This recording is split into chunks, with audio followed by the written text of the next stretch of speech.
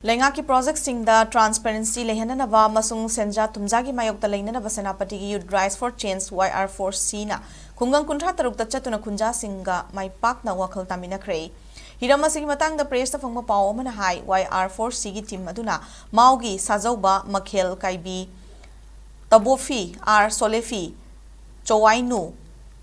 Puduna may amasung songsong khul da chatuna JJM amasung NDV scam gi matangda Wakhal tahanke Khongsara to the village authority ki miyoy sing yauna nupi amasung youth leaders sing da water supply project ki matangda mayek sing na khanglamde oiramliba fibam asida PICD amasung implementing agency sing na data amasung report sing semdok sadokpada line na thokale water supply gi DPR semba matamda village authority tanaramdaba maramna yumthong masinga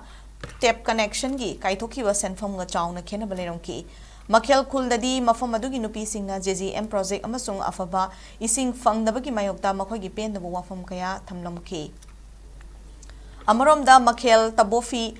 Puduna may amadi songsong gi Khunja singna YR4C na changsilakliba senja tumja gi mayokta lepagi khongtang asida mupum fana sogolaki aranba wasak amasung senja tumja gi thawong singda makhata na tumina leinaroi Ekhogi luchingba singdagi fangfam thokpa lobagi matam oire haiba wafam songsong ki village authority ki members singna fongduraki hairi lenga ki project sing transparency leina paikhatnanaba amadi senja tumjagi mayokta changsilakpa khongjangda mipum khuding magna sogananaba YR4C na miyamda appeal tawki haina supaw sina makhatari